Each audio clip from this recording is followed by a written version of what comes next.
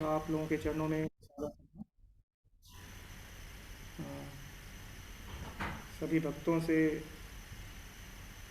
का हार्दिक स्वागत है इस श्रीमद् भागवत कथा में। और इस कथा के समय अगर किसी प्रकार की कोई त्रुटि हो, क्योंकि मैं इस कथा श्रवण और कीर्तन के योग्य नहीं हूँ, लेकिन जैसा वैष्णव सेवा प्रभु ने सेवा दी है कृपा करके हमारे शुद्धिकरण के लिए, तो इसमें थोड़ा सा प्रयत्न करूँगा और आप लोगों की कृपा चाहूँगा कि मेरे से कोई भूल हो तो कृपा करके क्षमा करें। जय राधा जय राधा माधव जय कुंज बिहारी जय गोपी जन वल्लभ जय गिरिवरधारी जय राधा माधव जय कुंज बिहारी जय गोपी जन वल्लभ जय गिरिवरधारी यशोदानंदन ब्रज जनरंजन यशोदानंदन ब्रज जनरंजन यशोदानंदन ब्रज जनरंजन यशोदानंदन ब्रज जनरंजन यमुना तीर वनचारी यमुना तीर वनचारी कुंज बिहारी जय कुंज बिहारी जय राधा माधव जय कुंज बिहारी कृष्ण हरे कृष्णा कृष्णा कृष्णा हरे हरे हरे राम राम राम हरे हरे हरे कृष्णा कृष्णा कृष्णा हरे हरे हरे राम राम राम हरे हरे हरे कृष्णा कृष्णा कृष्णा हरे हरे हरे राम राम राम हरे हरे जय राधा नील माधव श्री राधे जय रुक्मणी देवी जय द्वारिकाधीश जय रुक्मणी देवी जय द्वारिकाधीश जय पंचतत्व जय पंचतत्व जय पंचतत्व जय पंचतत्व जय सीताराम लक्ष्मण हनुमान जय सीताराम लक्ष्मण हनुमान जय जय जगन्नाथ जय बलदेवा जय सुभद्रा नित्याय गौर हरि बोल नित्याय गौर हरि बोल जय जय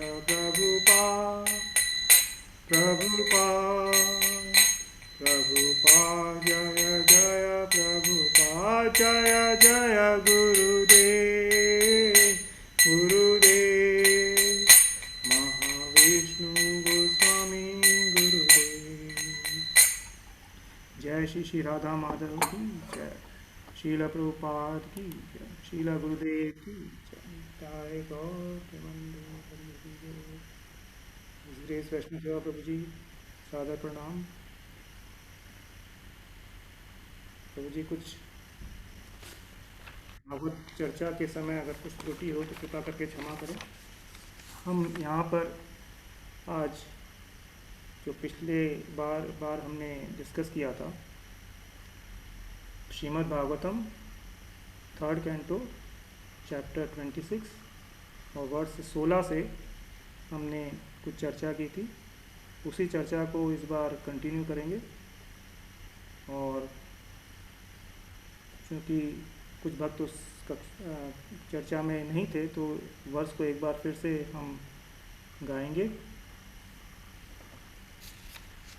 और उसके पहले सभी श्री गुरु, श्री आचार्य, श्री चैतन्य महाप्रभु, श्री राधा, श्री कृष्णा के चरणों में प्रणाम करेंगे और विनती करेंगे कि कथा के समय अगर हमारे द्वारा कोई अपराध हो तो कृपा करके हमें क्षमा करें। ओम अज्ञानतिमिरान्धस्य ज्ञानाञ्जनशलाकया चक्षुरुन्मिलितं येन तस्मै श्रीगुरुवे नमः। श्रीचैतन्यमनोभीष्टं स्थापितं येन भूतले स्वयं रूपः कदा मह्यं ददाति स्वपदान्तिकं।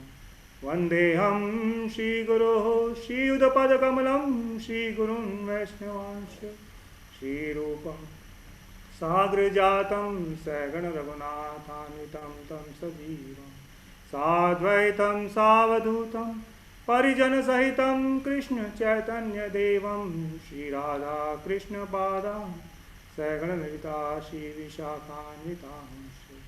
हे कृष्ण करुणा सिन्धु दीनबन्धु जगत्पते गोपेश गोपिका कान्त राधाकान्त नमोस्तुते। तप्त काञ्चन गौरांगी राधे वृन्दावनेश्वरी विश्वभानुसुते देवी प्रणमामि हरिप्रिये। वाञ्छाकल्पतरुभ्यश्च कृपा सिन्धुभ्य एव च पतितानां पावनेभ्यो वैष्णवेभ्यो नमो नमः। जय श्री कृष्ण चैतन्य प्रभो नित्यानंद श्री अद्वैत गदाधर शिवासादि गौर भक्तवृंद। हरे कृष्ण कृष्ण कृष्ण हरे हरे, हरे राम राम राम हरे हरे। नारायणं नमस्कृत्यं नरं चैवं नरोत्तमं देवीं सरस्वतीं व्यासं ततो जयमुदीरये। नष्टप्रायेष्वभद्रेषु नित्यं भागवत सेवया भगवते उत्तमश्लोके भक्तिर्भवति नश्यति। ॐ नमो भगवते वासुदेवाय। ॐ नमो भगवते वासुदेवाय। ॐ नमो भगवते वासुदेवाय।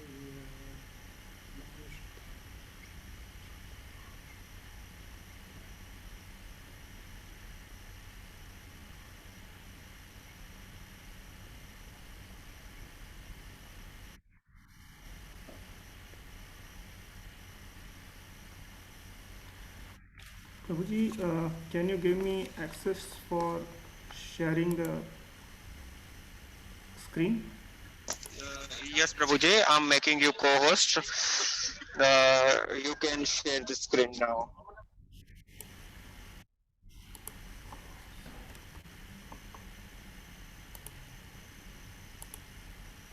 Okay, thank you, Prabhuji.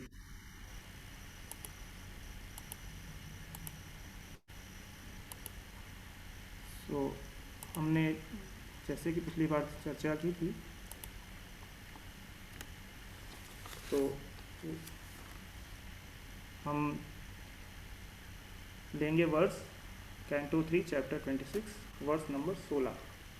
प्रभावं पौरुषं प्राहु कालमेके यतो भयम् अहंकार विमूढस्य प्रकृतिं कर्तुः प्रकृतिम् ईयुषः। प्रभावं पौरुषं प्राहु कालमेके यतो भयम् अहंकार विमूढस्य कर्तुः प्रकृतिम् ईयुषः। पूर्ण पुरुषोत्तम भगवान का प्रभाव काल में अनुभव किया जाता है, क्योंकि यह भौतिक प्रकृति के संपर्क में आने वाले मोहित आत्मा के अहंकार के कारण मृत्यु का भय उत्पन्न करता है। तो हमारी चर्चा का विषय है कि किस प्रकार हम इस संसार में भय द्वारा युक्त होते हैं, भयभीत रहते हैं, और इस भय से किस प्रकार हम मुक्त हो सकते हैं। तो हमने पिछली बार चर्चा की थी कि साधारण जीव प्रायः क्यों भय से युक्त होता है। तो इस वर्ष में कहा गया है प्रकृतिम ईयुषः, भय से युक्त होने का कारण क्या है? क्योंकि हम माया के कांटेक्ट में आते हैं, हम माया के संपर्क में आते हैं, और माया के संपर्क में आने के कारण माया के जितने भी स्वरूप है वो स्वरूप हमें हर प्रकार के भय उत्पन्न करता है हमारे हृदय में। जैसे भोगे रोग भयम कुले च्युति भयम, भोग से रोग होता है, कुल अगर है तो उसके च्युत होने का भय है, अगर हमारे पास में वित्त है, पैसे हैं, तो टैक्स मैन का, हमारा जो कर इंस्पेक्टर है टैक्स के, उनका भय है। अगर हमारे में यश है हमारे पास में तो दीनता का भय है, और बल है हमारे पास में तो शत्रुओं का भय है, और रूप है तो बुढ़ापे का भय है, और अगर हमारे पास में ज्ञान है तो हमें वादी भय, हमें जो है हमें चैलेंज करने वाले जो हमारे ज्ञान को है उनका भय है, और अगर हमारे पास में गुण है, टैलेंट है, तो जो चीटर होते हैं, जो हमारे टैलेंट को चुरा लेते हैं, उनका भय है, और हमारा जो शरीर है उस शरीर के कारण हमें मृत्यु का भय है। तो ये सभी 9 प्रकार के माया के स्वरूप हमने डिस्कस किए थे, और हर माया का स्वरूप हमें एक प्रकार का भय हमारे हृदय में उत्पन्न करता है। तो हमने ये चर्चा की थी कि किस प्रकार प्रैक्टिकली ये काल हमारे मन में भय उत्पन्न करता है और माया के संपर्क द्वारा। तो श्रीला प्रभुपाद ने इस वर्ष का हमें ज्ञान कराया था, इस चैप्टर, इसी परपट में उन्होंने कहा था भयम द्वितीयाभिनिवेशतः स्यात् ईशात् अपेतस्य विपर्ययो अस्मृति।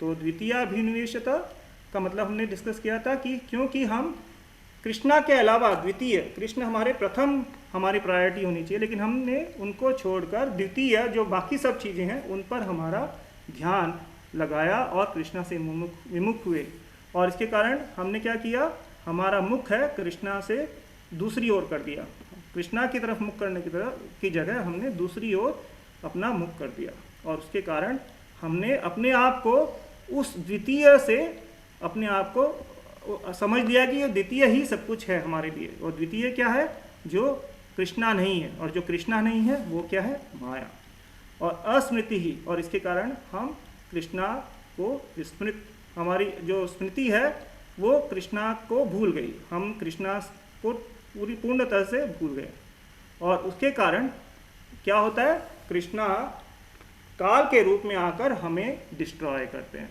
न चास्य कश्चित् दयितो न देशो न च बांधव आविश्यत्य अप्रमत्तोसो प्रमत्तम जन्म अंतकृत। और इसके कारण जो भी जीव भगवान को विस्मृत कर देता है, भगवान क्या करते हैं, डिस्ट्रॉयज, ही डिस्ट्रॉयज, वह उनका क्षय करते हैं, और जो भगवान को याद रखते हैं वो उन्हें प्रेरणा देते हैं।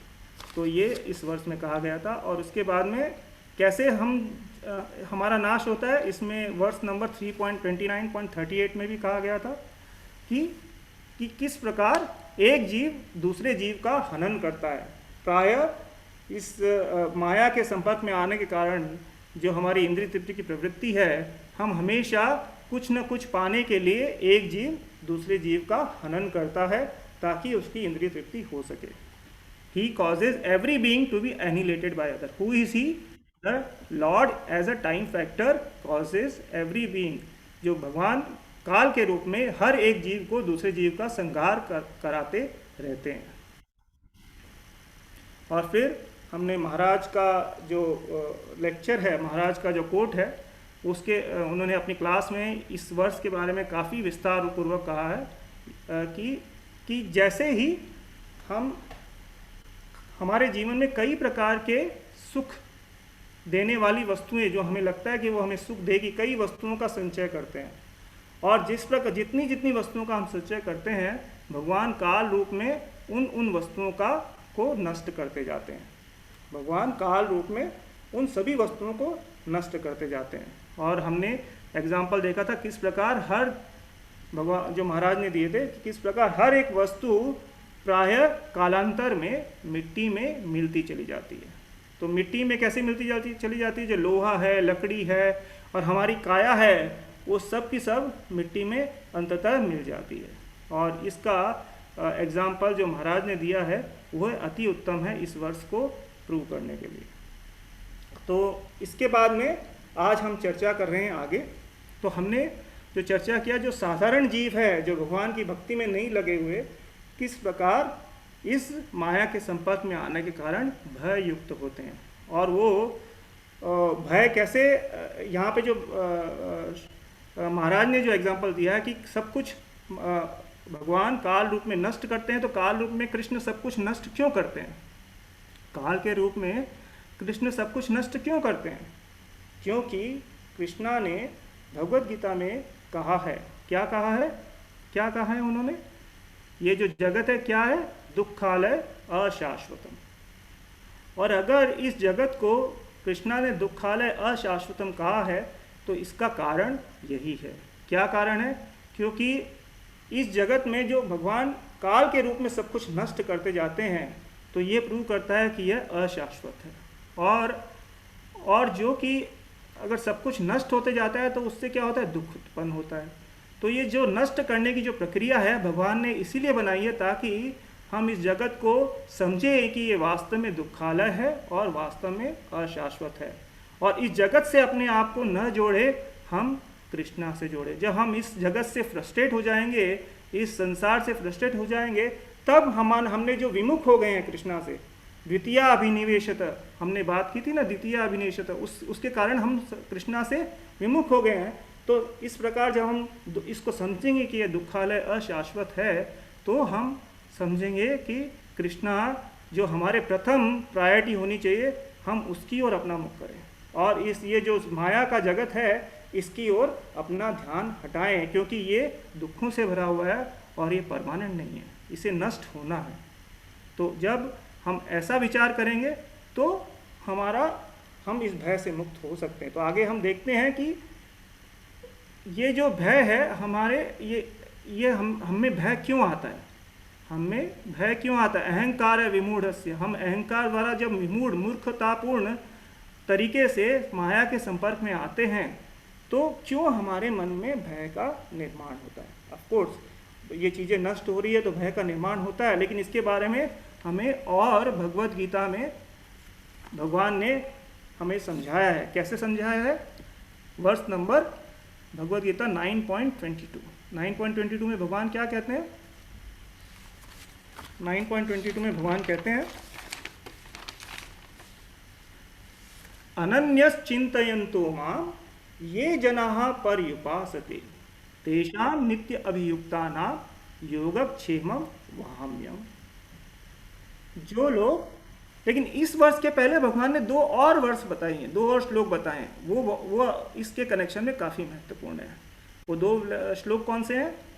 त्रैविद्या माम सोमपाः पूत पापा यज्ञरिष्ट्वा स्वर्गतिं प्रार्थयन्ते ते पुण्यम आसाद्य सुरेंद्र लोकम अश्नन्ति दिव्यां दिवि देव भोगान ते तम भुक्त्वा स्वर्गलोकम विशालम क्षीणे पुण्ये मर्त्यलोकम विशन्ति एवं त्रयी धर्मम अनुप्रपन्ना गतागतम काम कामा लभन्ते। तो त्रैविद्या माम सोमपाः पूत पापा, जो साधारण जन हैं, जो भक्ति में नहीं लगते हैं लेकिन वो हर प्रकार का ज्ञान अर्जित करते हैं, त्रय विद्या वेदों का भी ज्ञान अर्जित करते हैं, और इस प्रकार ज्ञान अर्जित करके वो यज्ञों का अनुष्ठान करते हैं, यज्ञ रेष्टवा, और इस प्रकार वो कई पापों से मुक्त हो जाते हैं, पूत पापा। और इसका क्या, ये सब क्यों करते हैं? क्योंकि उन्हें प्रार्थना उनकी इच्छा होती है, वो प्रार्थना करते हैं कि हमें स्वर्ग गति मिले, स्वर्ग में स्थान मिले। और वो स्वर्ग में, और ऐसा करने से उन्हें प्रायः स्वर्ग में स्थान मिल भी जाता है। और वो क्यों मिल जाता है? ते पुण्य असाध्यम, वो काफ़ी पुण्यों का संचय करते हैं। और उससे क्या होता है? सुरेंद्र लोकम अश्नंती, वे सुरेंद्र लोक जो देवताओं के लोक है उनमें वास करते हैं। और दिव्या दिवी देव भोगान, और कई दिव्य देवतुल्य जो भगवान, जो देवताओं को भी जो भोग मिलता है वैसा भोग उन्हें वहाँ मिलता है। लेकिन फिर कृष्णा कहते हैं ते तम भुक्त्वा स्वर्गलोक विशालम, और वहाँ पे जो स्वर्गलोक, विशाल स्वर्गलोक में कई प्रकार के भोगों को भोगने के बाद जब उनके पुण्य क्षीण हो जाते हैं, क्षीणे पुण्य मर्त्य लोकम विशंति, उन्हें वापस मर्त्य लोक में आना होता है। और इस प्रकार एवं त्रयी धर्म अनुप्रपन्ना, ये 3 वेदों का जो पालन करते हैं वो स्वर्ग में जाते हैं, वहाँ से वापस आते हैं। इस प्रकार गतागतम, उनका आना जाना लगा रहता है। और कई अपनी जो सांसारिक इच्छाएं हैं वो कामा लभन्ते, वो उनको पूरा करते रहते हैं। तो ये श्लोक यहाँ पर हमने क्यों कहा? क्योंकि जो संसारी जीव है वो हर समय कई प्रकार के पुण्य कर्म द्वारा स्वर्ग की प्राप्ति में, उच्चतर भोगों की प्राप्ति में लगा रहता है। और कर्मों का संचय, जो पुण्य कर्मों का संचय से अंत में क्या होता है? वो स्वर्ग लोक में जाके पुनः वापस आता है। तो ऐसा कहा, समझ में आता है कि कर्म जो है वो क्या है? एक प्रकार की करेंसी है। कर्म जो क्या है? एक प्रकार की करेंसी है जिससे जीव हर प्रकार की जो भोग है उसे खरीद सकता है। समझ में आ रहा है यहाँ पर? तो कर्म जो है एक प्रकार की करेंसी है, एक प्रकार की मुद्रा है जिसे कमाकर जीव हर प्रकार के भोगों को खरीद सकता है। लेकिन भगवान सोचते हैं लेकिन मेरे जो भक्त हैं वो तो खाली मुझे ही प्रसन्न करने के प्रयत्न में लगे रहते हैं, हमेशा कोशिश ये करते हैं कि मैं प्रसन्न हो जाऊं, उन्हें तो इन कर्मों से कोई मतलब नहीं है। उन्होंने जितने भी कर्म जो कमाने की प्रक्रिया है जो हमने वर्ष नंबर 20 और 21 में देखी, वो ऐसा कुछ भी नहीं करते। वो तो सिर्फ उनका एक ही कार्य होता है, मुझे प्रसन्न करना। वो अपने लिए कोई कर्म नहीं करते। तो उनके पास में तो ये मुद्रा, ये करेंसी, ये पैसा जो उन्हें उच्चतर लोकों की प्राप्ति कराएगा या भोगों की प्राप्ति कराएगा, वो तो उनके पास में होगा ही नहीं। सो उनके पास में ये करेंसी कहाँ से आएगी? तो कृष्णा आप सोच रहे हैं, इनके लिए, जब उनको फिर जो सब लोग एक सुख प्राप्त करने के लिए स्वर्ग लोक में जाने के लिए इतना कर्म करते हैं, पुण्य कमाते हैं, वो तो मेरे भक्त तो ऐसा कुछ करते नहीं है। तो कृष्णा सोचते हैं, क्या बोलते हैं वो? अनन्य चिंतयन्तो माम, ये जो भक्त हैं मेरे, वो उन्होंने सब कुछ कर्म करना छोड़ दिया है, जो पुण्य कर्म करने छोड़ दिए हैं, और वो हमेशा बैठकर मेरा ही चिंतन करते रहते हैं, नॉन स्टॉप मेरे बारे में ही सोचते रहते हैं। और ये जना पर्युपासते, और वो हमेशा मेरी ही पूजा करते रहते हैं, हमेशा मेरी पूजा करते रहते हैं, हमेशा मेरा चिंतन करते रहते हैं, हमेशा मेरी सेवा करते रहते हैं। और नित्य अभियुक्ता नाम, और हमेशा मेरी सेवाओं में युक्त रहते हैं, और खुद युक्त रहते हैं और सबको युक्त कराते हैं। तो ऐसे जो मेरे भक्त हैं उसके लिए मैं क्या करूं? तो भगवान बोलते हैं यस, मैं उनके लिए क्या करूंगा? योगक्षेमम वहाम्यम, I will take care of them, I will take care of their needs personally, मैं खुद उनकी जो ज़रूरतें हैं, उनकी जो आवश्यकताएं हैं, उनकी जो कमियां हैं, उनको मैं दूर करूंगा। What ever they have I will personally protect them, और उनके पास में जो भी है उनका मैं संरक्षण करूंगा। और जो भी उनके पास नहीं है, whatever they lack, I will personally provide them, I will personally provide them, and I will personally protect them, and I will take care of their needs personally. I will and I will. तो ये कृष्णा की will है। कृष्णा की क्या will है? कि मैं अपने भक्तों का संरक्षण दूंगा, और ये उनके पास उनमें जो भी कमियां हैं, उनके पास जो भी तरह की उनकी जो भक्ति कार्य में भी, सेवा में भी उनकी जो कमियां हैं, मैं उनको दूर करूंगा। और ऐसी उनकी विल है, ऐसा उनका निर्णय है, ऐसी उन्होंने ये प्रण लेके रखा है कि मैं ऐसे करूंगा। क्यों करूंगा? क्योंकि वो तो अपने लिए कुछ कर्म कर ही नहीं रहे, वो अपने लिए कोई मुद्रा, जो कर्म की मुद्रा है वो तो कमा ही नहीं रहे, तो मुझे तो ये करना है। तो इस प्रकार जो समय है वो जो साधारण जीव है उनके लिए क्या करता है, वो कर्म जो है उनका वो सचिव है, वो उनके कर्मों का कैरियर है, उनके कर्मों का वाहक है, जो साधारण जीव हैं। और जो प्योर डिवोटी, जो भगवान के शुद्ध भक्त हैं, उनके लिए वो क्या है, दैव सचिव, वो भगवान की जो इच्छा है, भगवत इच्छा, लॉर्ड्स विल, उसका कैरियर है। तो टाइम जो काल है वो दो प्रकार के पोर्टफोलियो संभालता है, दो प्रकार के पोर्टफोलियो, दो विभाग संभालता है। वो दो कौन से विभाग है, वो है एक तो कर्म सचिव का विभाग और एक दैव सचिव का विभाग। जो कर्म सचिव का विभाग, जो कर्म सचिव का विभाग है, उसका अर्थ है कि वो जितने भी साधारण जीव हैं जो भगवान की भक्ति में नहीं लगे हुए हैं, उनके कर्मों को लेकर वापस उनके जीवन में लाता है, ताकि वो कर्मों का फल भोगे। और दूसरा कार्य, जो दूसरा विभाग वो संभालता है, वो है दैव सचिव। एज अ दैव सचिव हो ही एक्ट्स एज अ कर्म सचिव and he acts as a दैव सचिव। वो भगवान की, एज अ दैव सचिव का अर्थ है वो भगवान की जो इच्छा है, भगवत इच्छा, वो जो भगवान की भक्तों के प्रति उनकी जो इच्छा है, उनको, उसका वाहक है, उनको लेके आता है, भगवान की इच्छा को उनके जीवन में लाता है, ताकि वो भगवत इच्छा भक्त पूरी करे। तो अब कर्म सचिव के बारे में, जो जो काल है, किस प्रकार ही एक्ट्स एज अ कर्म सचिव, वो कर्म सचिव का विभाग कैसे संभालता है।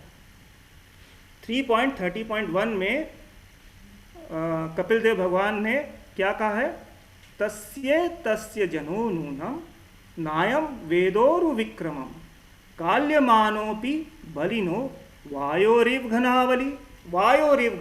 वायो मीन्स जो वायु है, और जो जिस प्रकार जो वायु है, घनावली, जो घन, जो बादलों को कैसे लेके जाती है बलपूर्वक, उसी प्रकार जो काल है वो हर एक जीव को के कर्मों को लेके जा रहा है। काल जो है हर एक जीव के कर्मों को लेके जा रहा है, और वो जीव को पता भी नहीं चल रहा उसके बल का। वेद और उरु विक्रम, उस काल के जो बल का, उसकी प्रभाव का, शक्तिशाली प्रभाव का उस जीव को नायम, उसको पता भी नहीं चलता है। जनोनूनम, किसी भी जीव को पता नहीं चलता किस प्रकार काल उसके कर्मों को लेके जा रहा है, और किस प्रकार वो काल द्वारा हर जीवन में आगे बढ़ते जा रहा है पतन की ओर। और फिर 3.29.37 में क्या कहा गया है,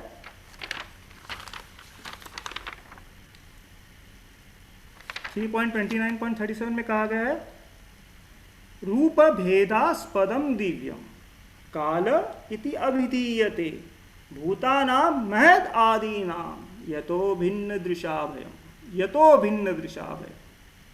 जो भी जीव भिन्न दृशा, जो भिन्न दृशा का मतलब जो काल और भगवान को अलग समझते हैं, भिन्न दृशा, जो भिन्न दृशा, भिन्न का मतलब अलग, दृशा मतलब देखते हैं, जो भी जीव काल और भगवान को अलग देखते हैं, भूतानाम महद आदि नाम, चाहे वो साधारण जीव हो या बड़े से बड़े जीव हो, महद महान जीव हो, लाइक ब्रह्मा के इक्विवेलेंट, अगर कोई भी भगवान को और काल को अलग देखते हैं, तो वो जो काल है वो क्या करता है, वास्तव में सभी भौतिक जीवों के जो रूप है उनको अलग अलग परिवर्तन, उनका रूपांतर करता है। आज वो जीव ब्रह्मा है, बाद में वो जीव आगे जाके मनुष्य होगा, फिर कोई कीट पतंगे होंगे, या मनुष्य से वो देवता बनेगा, या देवता से ब्रह्मा बनेगा। इस प्रकार वो काल उनके जीवों को के रूप को परिवर्तित करता है, और ये काल ही भगवान का एक अन्य रूप है। लेकिन जो व्यक्ति यह नहीं जानता कि काल तथा भगवान एक ही हैं, वह काल से भयभीत रहता है। तो इस प्रकार जो काल से भयभीत रहने का कारण क्या है, क्योंकि जो वो समझता नहीं कि काल और भगवान एक ही है, और अगर वो भगवान की भक्ति में लग जाए तो उससे काल से उसका भय समाप्त हो जाएगा। लेकिन वो समझता नहीं है कि काल और भगवान एक ही है, इसलिए वो भयभीत रहता है, और भयभीत रहने के कारण उसका हमेशा जो भगवान की भक्ति में मन भी नहीं लगता। तो ऐसे जीव के साथ में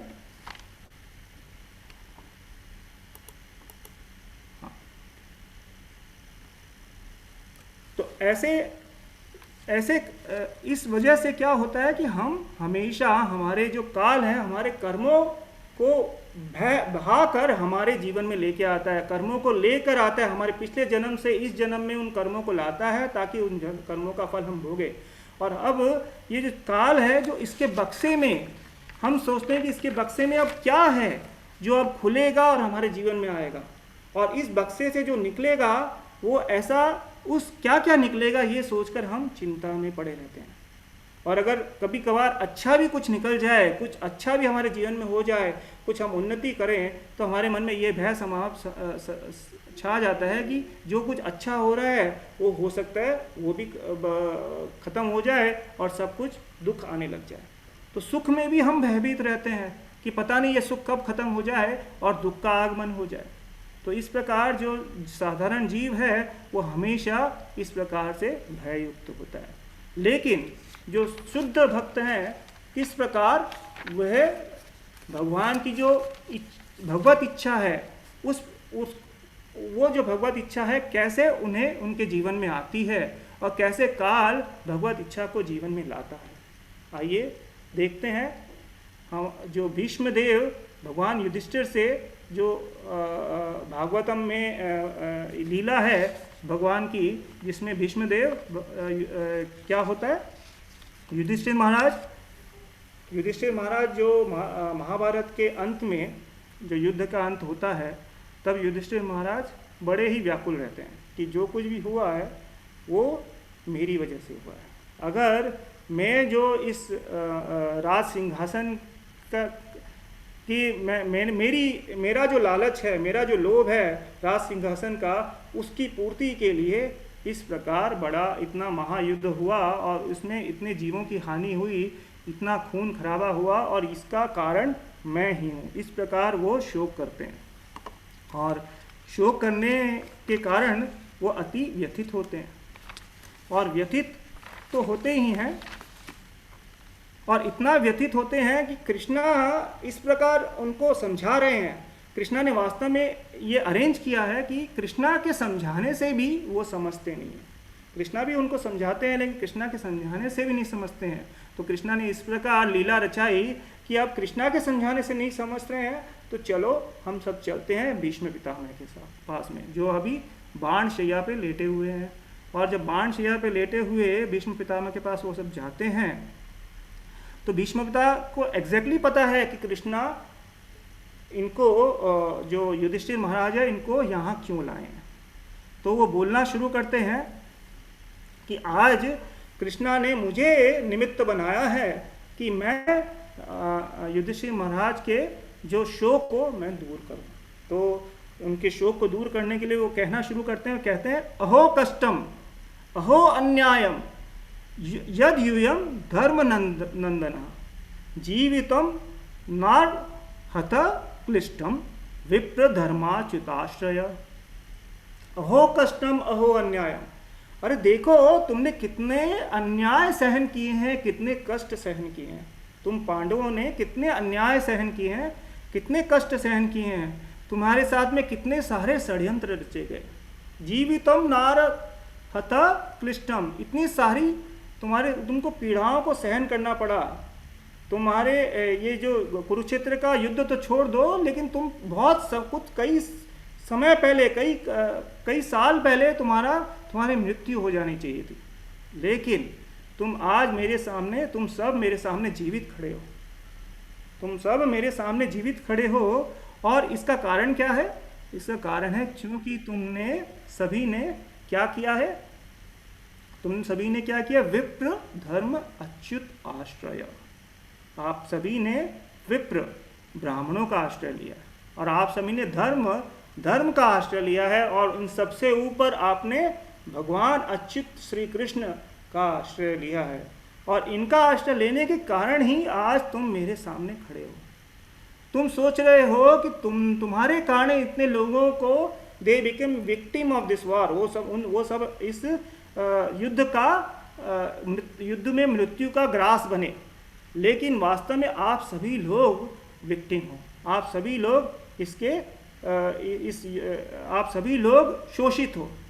जो आप लोग को आपको लग रहा है कि आपने इतने लोगों का शोषण किया, लेकिन आप खुद वास्तव में खुद स्वयं शोषित हो। आपके साथ में जो अन्याय हुए हैं, जो षड्यंत्र हुए हैं, उस पर आप जरा सोचो तो आपके साथ में जो जो हुआ तो वास्तव में विक्टिम तो आप हो। इस प्रकार उन्होंने सारी जो उनका जो शोक था उसको पूरा उल्टा घुमा दिया कि आपने किसी का शोषण नहीं किया, बल्कि आप स्वयं शोषित हो। तो फिर वो आगे कहते हैं सर्वकाल कृतम मन्ये। अब वो आ रहे हैं इस हमारे आज के सब्जेक्ट पर। वो कह रहे हैं सर्वकाल कृतम मन्ये भवताम च यद अप्रियम। सर्वकाल आपके भवताम च यद अप्रियम, आपके साथ में जो भी अप्रिय हुआ है आप उसको मानो कि ये सब काल द्वारा हुआ है। सर्वकाल कृतम, आप मानो, मन्ये, आप मानो कि ये सब काल द्वारा कृत है, काल ने किया है। और सपालो यद वशे लोको, और इस काल के वश में बहुत सारे सपाल, बहुत सारे राजा इन काल के वश में हैं। और ये वापस वही शब्द आया यहाँ पे वायोरिव घनावली। जिस प्रकार वायु के द्वारा बादल सहसा असहाय होकर वायु के द्वारा बहते चले जाते हैं, उसी प्रकार ये सारे जो राजा महाराजा हैं ये सब काल के द्वारा इस अपनी अगली गति की ओर चले गए। तो तुम्हें इसके बारे में, ये जो जितनी भी सफरिंग हुई है, जितनी भी पीड़ा हुई है, ये खाली काल के कारण हुई है, ये तुम्हारे कारण नहीं हुई है, ऐसे वो समझा रहे हैं। तो अब काल की बात आ गई ना यहाँ पर कि जो कुछ भी हुआ है वो समझा रहे हैं काल द्वारा घटित हुआ है, ये तुमने नहीं किया है। अब ये काल द्वारा कैसे घटित हुआ है? तो युधिष्ठिर महाराज सोच रहे हैं, बोल रहे हैं, हाँ हाँ तुम बोल रहे हो कि काल द्वारा घटित हुआ है, ये समय है, काल है, वो काल द्वारा घटित हुआ। मतलब काल ने क्या किया? मेरे जो पूर्व जन्म है उनके, मैंने जो आज तक कर्म किए उसी को तो काल लेके आया है। मतलब हमने कर्म सचिव की बात कही तो वो बोले काल तो कर्म सचिव ही है। तो काल क्या कर रहे हैं? मेरे जितने भी कर्म हैं वही मुझे लेके आया है, और मेरी जो सफरिंग है, मेरी जो पीड़ा है, मेरा जो दुख है, उसका कारण क्या है? मेरे खुद के कर्म। तो इसका मतलब मैं ही रिस्पॉन्सिबल हूँ, मैं ही इस जो कुछ भी हुआ इसकी रिस्पॉन्सिबिलिटी, इसका जो जिम्मेदारी है वो मेरी है। ऐसे वो महाराज युधिष्ठिर तर्क देते हैं। तो महाराज युधिष्ठिर इतना तर्क देने के बाद में क्या कहते हैं कि ये सब काल द्वारा ही घटित हुआ है। इसका मतलब ये सब मेरा ही कर्म है, मेरे ही कर्मों के कारण यह हुआ है। तो जो महाराज विष्णु पितामह फिर कहते हैं नहीं नहीं नहीं, ओ नो नो, नहीं, ऐसी ये बात सही नहीं है। वो कहते हैं यत्र धर्म सुतो राजा गदा पाणिर विकोदर कृष्णो स्त्री गांडीवम चापम सुरत कृष्ण ततो विपत। अब कह रहे हैं कि जहां पर धर्म, तुम तो धर्म के सुत हो, धर्म के पुत्र हो, और धर्म के पुत्र हो तो तुम्हारे साथ तुम तो अधर्म कर ही नहीं सकते, कोई बुरा कर्म तुम कर ही नहीं सकते जिसके कारण तुम्हें ये दुख भोगना पड़ रहा है। और तुम्हारे साथ कौन है? गदा पाणिर वृकोधरा, तुम्हारे साथ भीम है जो स्वयं कई प्रकार के षड्यंत्रों से निकल कर आया है। मतलब उसके इतने सारे पुण्य कर्म हैं कि वो इन सब से बच कर आया है। उसको विष दिलाकर नदी में डालकर उनको गंगा जी में छोड़ दिया गया था, लेकिन फिर भी वो अपने कर्मों के द्वारा ही तो बच कर आया है।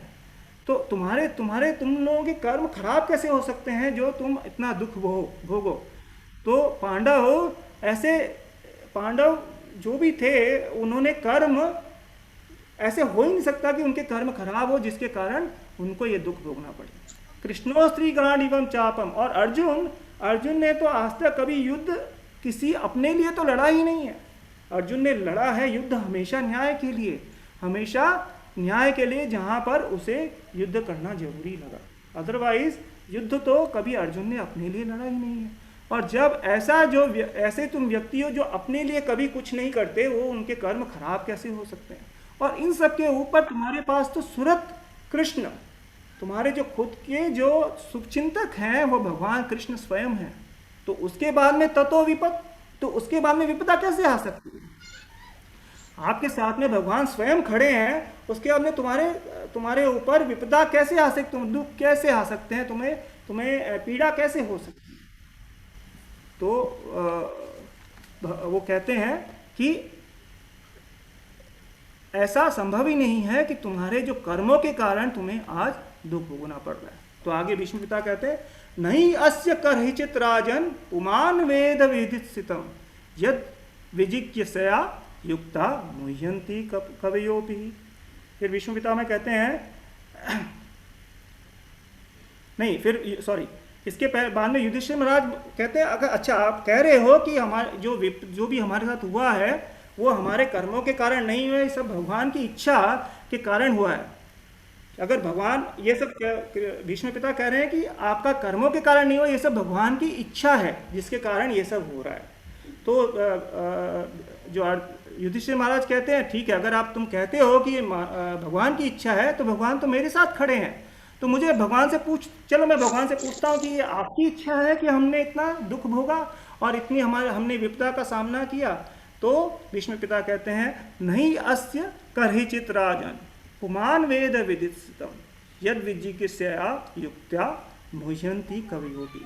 भीष्म पिता कहते हैं, तुम्हें पूछना है तो उनसे पूछो, लेकिन तुम ये सोचो मत कि तुम जो कहेंगे वो समझ पाओगे कि ये भगवान की इच्छा है, क्योंकि उनके यद विजिज्ञसया युक्ता मुह्यंती कवयोपि, क्योंकि जो भी इसके बारे में सोच विचार करके तर्क वितर्क करके शास्त्रों के ऊपर जो तर्क ध्यान कोशिश करता है वो मुह्यंती, वह मनुष्य। तो हम तुम्हें क्या कहना है, you may ask he may answer also but don't think that you will understand. आप भगवान से पूछिए और भगवान जवाब भी दे देंगे, लेकिन आपको ये समझ में आएगा, जरूरी नहीं कि ये भगवत इच्छा ही है। तो वो फिर वो कहते हैं, तस्मात् इदम दैवतंत्रम। तो आ गया दैवतंत्रम। दैवतंत्र मतलब दैव सचिव, जो काल है वो क्या है, दैवतंत्रम। व्यवस्य भरत ऋषभ तस्यानुविहितो नाथ पाहि प्रजा प्रभु। तो इस प्रकार जो काल है वो ये क्या है, दैवतंत्र। ये भगवान के द्वारा जो हमारे जीवन में संचारित करने के लिए दैवतंत्र जो काल है वो दैवतंत्र है। ये हमेशा आपको जो शुद्ध भक्त हैं उनके जीवन में भगवत इच्छा का वाहन करता है, वो भगवत इच्छा को लेकर आता है और इस इच्छा के अनुसार ही जो भक्त हैं आचरण करते हैं और उनके जीवन में जो भी घटित होता है भगवत इच्छा के कारण ही होता है। तो don't try to understand the will of the lord but understand that it is the will of the Lord that is being carried by time. तत्तेनुकंपा सुसमीक्षमाणो। तो हमें क्या करना है, तत्तेनुकंपा। जो शुद्ध भक्त है हमेशा सोचते हैं कि ये सब भगवान की अनुकंपा है, जो कुछ भी मेरे साथ हो रहा है शुद्ध भक्त सोचते हैं भगवान की अनुकंपा है। सुसमीक्षमाणो, वो सब हमेशा यही सोचते हैं, तत्तेनुकंपा। तो इस प्रकार जो समय है, जो काल है, वो शुद्ध भक्त के लिए क्या है, दैव सचिव, और जो साधारण जीव है उनके लिए क्या है, कर्म सचिव। तो इस प्रकार जो कर्म सचिव, जो साधारण जीवों के लिए कर्म सचिव होने के कारण उन्हें कर्म फल का हमेशा भय रहता है, और जो शुद्ध भक्त है क्योंकि ये दैव सचिव है, भगवान की इच्छा को उनके जीवन में लेके आता है, तो वो कभी भी भयभीत नहीं होते कि भगवान की इच्छा तो कभी भी कुछ अनिष्ट कर ही नहीं सकती। जो भगवान की इच्छा है हमेशा हमारी जो शुद्ध भक्त की उन्नति के लिए होती है, और जो कर्म फल आते हैं वो हमारे जो पुण्य जन्म के या पूरे पुराने जो कर्म किए हैं उनका फल आते हैं। वो दुख भी हो सकते हैं, सुख भी हो सकते हैं, और दुख के भय साधारण जीव हमेशा दुख की आकांक्षा से, दुख की के बारे में सोचकर भयभीत रहता है। और फिर यहाँ पर वर्ष नंबर 3.25.38 में 3.25.38 में जो कपिल देव भगवान हैं कहते हैं किनके बारे में, शुद्ध भक्तों के बारे में। वो कहते हैं शुद्ध भक्तों के बारे में, न करहि चिन्ह मत परहा शांत रूपे नक्ष्यंती नो मे निमिषो लेडी हेति येषामहं प्रिय आत्मा सुतश्च सखा गुरु सुरधो दैवमिष्टम। भगवान कहते हैं, हे माते, जो मत परा है, न करहिचित मत परा, जो मेरे भक्त हैं वो ऐसा दिव्य ऐश्वर्य प्राप्त कर लेते हैं। जो शुद्ध भक्त हैं वो कैसा दिव्य ऐश्वर्य प्राप्त कर लेते हैं जिससे वह कभी भी वंचित नहीं होते। नक्षंती नो नेमिशो लेडी हेती, उनसे वो कभी भी वंचित नहीं होते। नक्षंती नो, वो कभी भी नहीं, उनके जीवन से वो ऐश्वर्य जाता है। ये कौन सा ऐश्वर्य है जो उनके जीवन से, जो शुद्ध भक्तों के जीवन से नहीं जाता? वो ऐश्वर्य है उनकी भक्ति का, जो भगवान के प्रति, जो भगवान को अपना मित्र मानते हैं, संबंधी मानते हैं, पुत्र मानते हैं, गुरु मानते हैं, शुभचिंतक मानते हैं और अपना देव, परम देव मानते हैं। और ये उनकी जो भावना है वो ही उनका ऐश्वर्य है। जो कृष्ण भावना है हमारा परम ऐश्वर्य है, ये हमें समझना है। जो शुद्ध भक्तों के लिए जो कृष्ण भावना है वो ही उनका परम ऐश्वर्य है, और वो परम ऐश्वर्य से वो कभी भी वंचित नहीं होते, भगवान कहते हैं। और उसके बाद में वो बहुत ही सुंदर कहते हैं, ऐसे ऐश्वर्य को न तो आयुध न काल परिवर्तन ही विनष्ट कर सकता है। तो ऐसा जो उनका ऐश्वर्य है, जो उनकी भावना है, भगवान के प्रति उनका जो प्रेम है, जो भगवान के प्रति उनकी जो सेवा भाव है, उनकी जो सेवा प्रवृत्ति है, उनकी जो सेवा का पैराफेरनेलिया है, जो उनकी सेवा की संपत्ति है, वो सब कभी भी न तो काल परिवर्तन, काल के द्वारा कभी भी विनष्ट नहीं हो सकता। ऐसी शुद्ध भक्तों का महान ऐश्वर्य है, जो ऐश्वर्य साधारण जीव के पास नहीं है। साधारण जीव हमेशा चिंतित रहता है कि उसका ऐश्वर्य छिन जाएगा, लेकिन जो शुद्ध भक्त है उनका ऐश्वर्य कभी भी काल द्वारा छीना नहीं जा सकता, कभी भी छीना नहीं जा सकता। ये भगवान ने बहुत ही इंस्पिरेशन देने वाली बात हम सबको कही है कि हम शुद्ध भक्त, अगर हम शुद्ध भक्ति की ओर अग्रसर होते हैं तो हमें किस प्रकार हम भय से मुक्त हो सकते हैं। जो हमारे पास, जो भगवान ने पहले भी कहा योगक्षेमम वहाम्यहम्, और यहाँ पे दूसरी बार भगवान कह रहे हैं किस प्रकार हमारा जो ऐश्वर्य है, हमारी जो संपत्ति है भगवान कृष्ण भावनामृत की, वो संपत्ति हमसे छीनी नहीं जा सकती।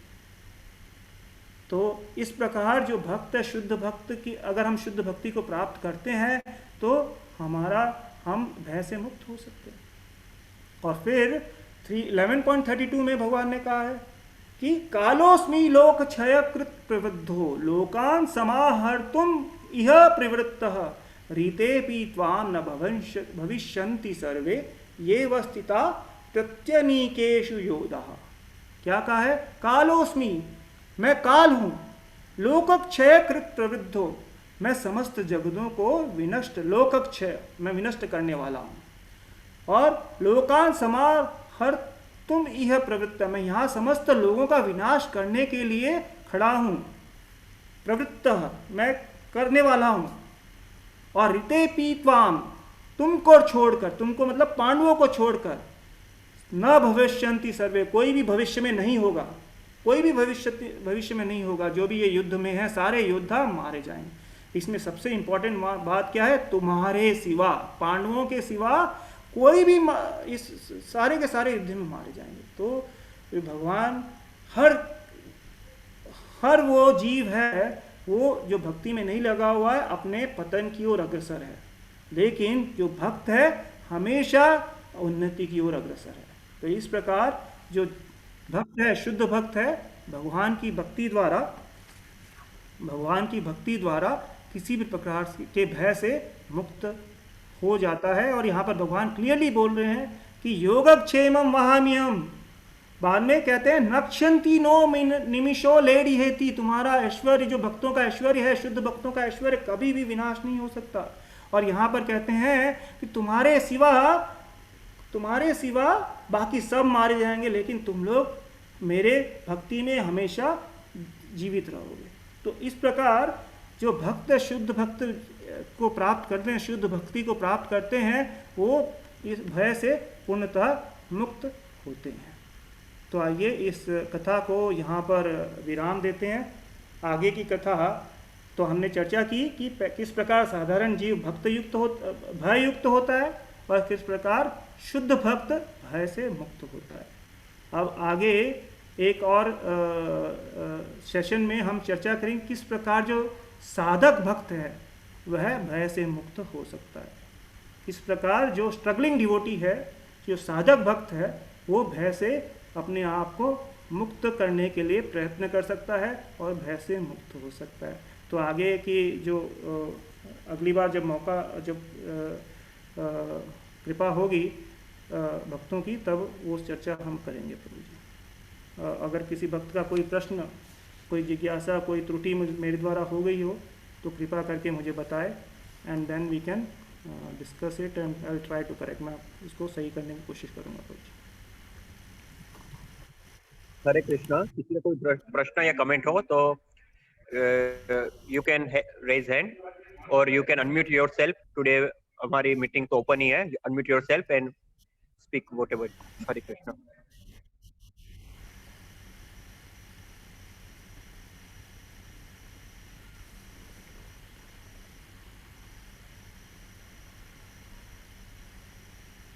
हरे कृष्णा। हरे कृष्णा प्रभु जी, दंडवत प्रणाम। हरे कृष्णा प्रभु जी, दंडवत प्रणाम प्रभु जी। कैसे हैं?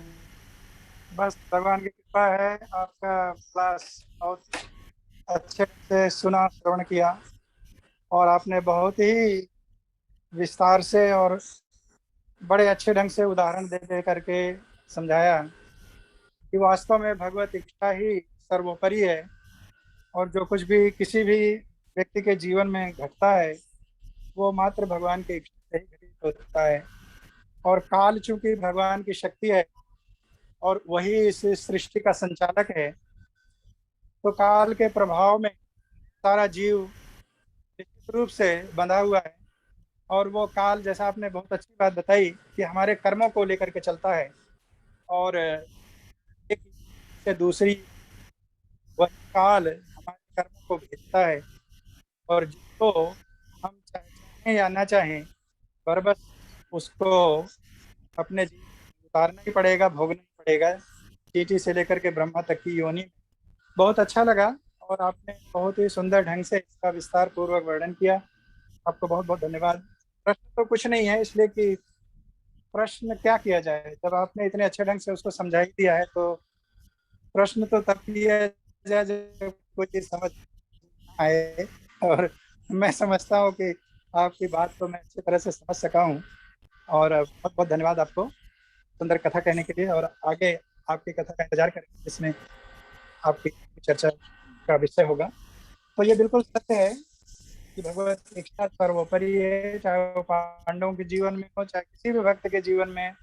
जैसा कि हम देखते हैं कि बहुत से भक्तों के जीवन में बहुत सारी कठिनाइयां होती हैं, बहुत दुख होते हैं, और जो अभक्त लोग होते हैं वो कहते भी हैं कि देखो, जिंदगी भर इसने माला जप किया है, जिंदगी भर भगवान का पूजन पठन किया है, लेकिन आज देखो कितने कष्ट में है। वास्तव में वो कष्ट नहीं है, वो भगवत इच्छा से वो अपने प्रारब्ध को समाप्त कर रहा है, जिससे कि अब आगे आने वाले समय में वो अपने सारे प्रारब्ध यहीं छोड़ करके और भगवान के धाम में जाकर के परमानंद को प्राप्त कर सके। ये बाकी लोगों के समझ में नहीं आने वाली बात है, क्योंकि वो जो कुछ भी देखते हैं भौतिक दृष्टि से देखते हैं, और जो कुछ भी समझ रहे होते हैं वो केवल सापेक्ष रूप में देखते हैं, उनको आध्यात्मिक जीवन की समझ नहीं होती है, तो इसलिए वो इस तरह की भावना रखते हैं। लेकिन यदि किसी भक्त से पूछा जाए कि किसी एक दूसरे भक्त के जीवन में कष्ट क्यों आए और कैसे आए, तो वो तुरंत यही कहेगा, भगवत इच्छा है, और ये सौभाग्य है इनका कि इनको एक कष्ट मिला, जिसके कारण कि इनको अपने प्रारब्ध से मुक्ति मिल जाएगी। नहीं तो ये प्रारब्ध इनको अभी और कई जन्मों तक घसीटता रहता। लेकिन भगवान की कृपा है कि इनके प्रारब्ध अभी ही नष्ट हो जाएंगे, और अब अगला जीवन इनको नहीं लेना पड़ेगा, और भगवत धाम जाकर के ये अपने भगवान की अनंत लीला में सम्मिलित हो जाएंगे, उनकी सेवा करेंगे और परमानंद को प्राप्त करेंगे। तो बहुत ही सुंदर ढंग से आपने समझाया, आपको बहुत बहुत धन्यवाद। हरे कृष्ण। तो जी, मैंने तो जो भी समझाया, आपने और ज़्यादा अच्छे, बहुत सुंदर ढंग से इसका विवरण किया है, और आपने मेरी भी शंकाएं दूर की है। बहुत ही धन्यवाद प्रभु जी आपका। नहीं नहीं, आपको धन्यवाद, आपने बहुत सुंदर वर्णन किया है, और इसी तरह से आप करते रहें। बहुत बहुत धन्यवाद। हरे धन्यवाद। हरे हरे हरे कृष्णा। किसी और का कोई प्रश्न या कमेंट है? हरे कृष्णा। हरे कृष्णा। हाँ प्रभु जी, हाँ प्रभु जी बोलिए। दंडवत प्रणाम प्रभु जी। धन्यवाद प्रणाम प्रभु जी। धन्यवाद धन्यवाद। आज मैंने सुना आपका, पिछले टाइम मिस किया था। पहले स्टार्टिंग से बैठा हूँ सुनने के लिए। बहुत सुंदर, जैसे प्रभु जी ने कहा, सर्वेश्वर प्रभु ने, उसी तरह कि आपने श्लोक, मेरे को श्लोक भी नंबर ये सब थोड़े याद रहे, क्योंकि महाराज ने सब श्लोक कोड बहुत बार किए हैं।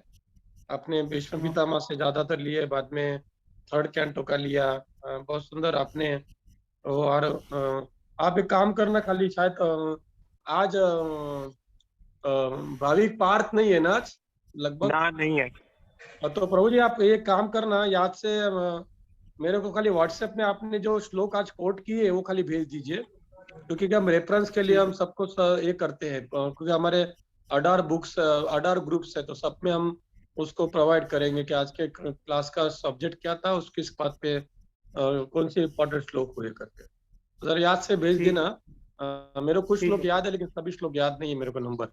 ठीक है, तो बहुत एक्सलेंट था, बहुत आपका, प्रभु जी ने कहा ना कि बहुत सुंदर इससे आपने प्रेजेंट किया, जिस तरह आपने श्लोकों को कोट किया, और बहुत श्लोकों की कोट्स थे, वो सीक्वेंस बहुत अच्छी लगाई थी, किसका किसका संबंध है, उस अच्छी तरह आपने जोड़ा। फिर वायुर घना निवा, उसके 2 श्लोक दिया आपने, एक विश्व पितामह का दिया और एक थर्ड कैंटो में से दिया, कि वो कि third 331 331। Yes, third 331, yes, correct correct. ठीक है, तो बहुत बहुत धन्यवाद। और बस इसी तरह आपकी अभी सेवा शुरू हो गई है, और ये चलती रहेगी अनंत काल तक। महाराज आपसे सेवा लेते रहेंगे, और हम भी आपसे सुनने का प्रयास करते रहेंगे। बहुत बहुत धन्यवाद प्रभु जी, thank you. Hare Krishna. Thank you प्रभु जी, थैंक यू प्रभु जी। हरे कृष्णा। आपकी हरे कृपा ऐसे कृष्णा। बनाए रखे। नहीं, बस महाराज जी की कृपा है सबके ऊपर। Bhavik, you can close now. Hare Krishna. तो अब हम ये लेक्चर की पूर्णाहुति की तरफ आगे बढ़ते हैं। तो मैं इस्कॉन मंदिर राजकोट के प्रमुख वैष्णव सेवा प्रभु जी की तरफ से सदाशिव कृष्ण प्रभु जी का खूब खूब धन्यवाद करना चाहता हूँ, जिन्होंने भय युक्त से भय मुक्त की ओर इस सुंदर विषय के ऊपर भाग 2 में इतना सुंदर लेक्चर दिया। प्रभु जी से फिर से नेक्स्ट सेशन में वापस मुलाकात होगी। तब तक के लिए सबको हरे कृष्णा। हरे कृष्णा प्रभु जी। चलो प्रणाम। वाञ्छाकल्पतरुभ्यश्च कृपा सिन्धुभ्यश्च पतितानां पावनेभ्यो वैष्णवेभ्यो। थैंक यू प्रभु जी।